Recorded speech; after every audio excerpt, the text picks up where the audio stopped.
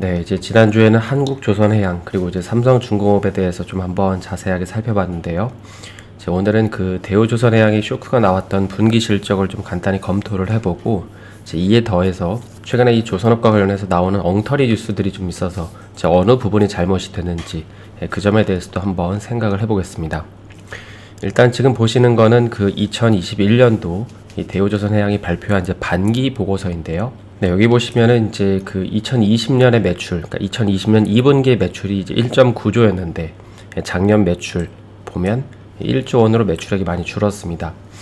그런데 이제 진짜 문제는 여기가 아니라 이제 영업이익인데요. 730억 정도 이제 영업이익을 2020년도에 냈었는데, 근데 이제 작년 2분기에 보면 영업 손실이 무려 1조 원에 육박하는 천문학적인 이제 액수가 손실로 잡혔습니다. 그러다 보니까는 작년 2021년 2분기를 보면 대우조선해양 같은 경우에는 매출은 1조 원인데 영업 손실도 이제 1조 원을 낸 것이죠. 그러니까 소위 말해서 이제 어닝 쇼크가 난 것입니다. 그래서 이제 그 이유를 보게 되면은 이 기사에서도 이제 그런 점들을 좀 지적을 하고 있지만은 우리가 이제 여러 차례 살펴본 개념인 이 공사 손실 충당금, 특히 이제 후판 가격 상승으로 인해서 반영한 금액이 무려 이제 8천억 원이었다고 하죠. 특히 이제 이 공사 손실 충당금 액수를 보면 이제 지난 영상에서 다룬 삼성중공업이 한 4,400억 정도 손실이었다라는 걸 좀 감안을 해보면 거의 2배가 될 정도로 이제 엄청나게 많은 금액을 손실로 반영을 한 걸 알 수 있습니다. 그리고 이제 여기에 더해서 하나 더 있죠. 여기 나와 있는 것처럼 이제 해양 플랜트 부분에서 발주처 관련 충당금이 이제 3천억 원이 잡힌 게 있습니다. 여기 해양공사 주문주 클레임 청구 이렇게 되어 있는데 이건 말 그대로 발주처에서 클레임을 걸어서 보상해줘야 되는 돈이 3천억 원이라는 뜻입니다.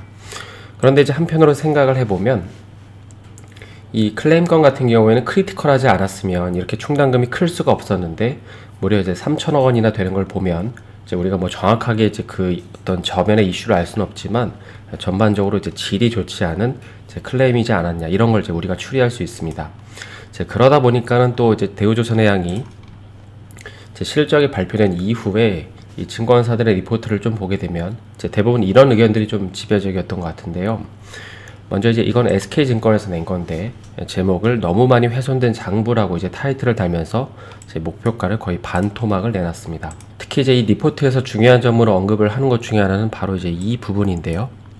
이제 여기 보시면 이제 부채가 한 240% 정도 되니까 자본 확충 가능성, 이런 이제 자본 확충 가능성이 있다라는 표현까지 썼습니다.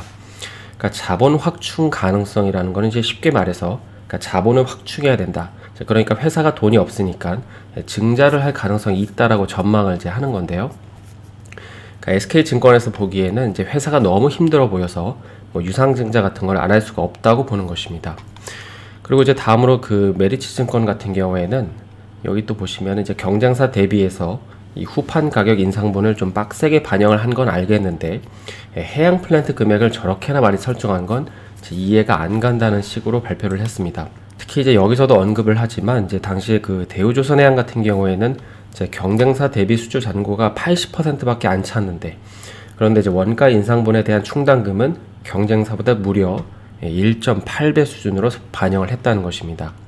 그러니까 이게 무슨 말이냐면 현재 그 대우조선해양은 경쟁사인 뭐 삼중이나 현중보다 수주 잔고가 적음에도 불구하고 어떻게 이런 기업들보다 더 많은 충당금 설정을 설정할 수 있었냐는 것이죠.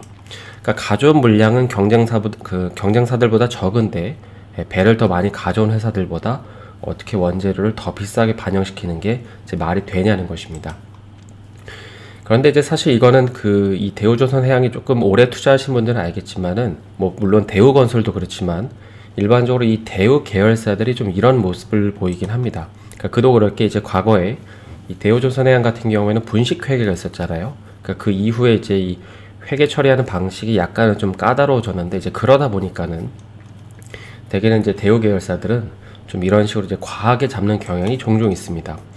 그래서 이제 우리가 100% 뭐 사실관계를 파악하기는 어렵겠지만은 이제 개인적으로는 뭐 삼중이나 현중 같은 경우에는 한 후판 가격이 40% 오를 거라고 이제 처리를 했다면 이 대우조선해양 같은 경우에는 뭐 50%나 60% 그러니까 이 정도까지 오를 거라고 추정을 해서 이제 반영을 한 게 아닌가 싶긴 합니다. 그리고 이제 말이 나온 김에 약간 여담으로 이제 이 보고서를 쓴 메리츠증권 애널리스트 분 성함이 이제 김현이라는 분인데요.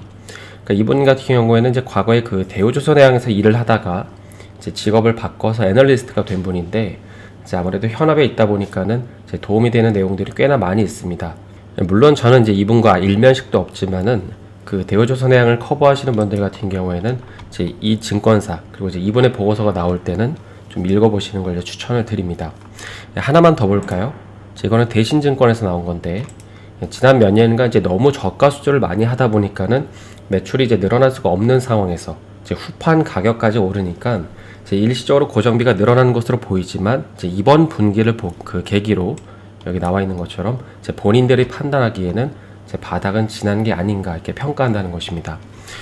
그래서 이제 여기까지 정리를 해보면, 앞서 살펴본 이제 삼성중공업이나 뭐 한국조선해양처럼 이제 대우조선해양도 작년에 이제 엄청나게 큰 금액을 충당금으로 설정을 했고, 특히 이제 경쟁사보다 더 많이 금액을 설정한 이유는 이제 아무래도 과거의 그 분식회계권 때문에, 그래서 이제 자리 잡은 그 보수적인 회계 문화 때문에 이제 그런 게 아닌가 싶습니다.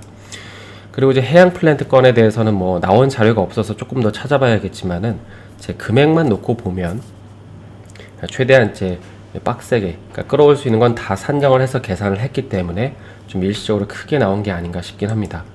그래서 이제 SK증권은 너무 오버해서 얘기를 하는 것 같고, 이제 대신증권은 너무 낙관적이고, 그래서 이제 개인적으로는 이제 메리츠증권이 가장 중간 의견이 아닐까 싶긴 한데요.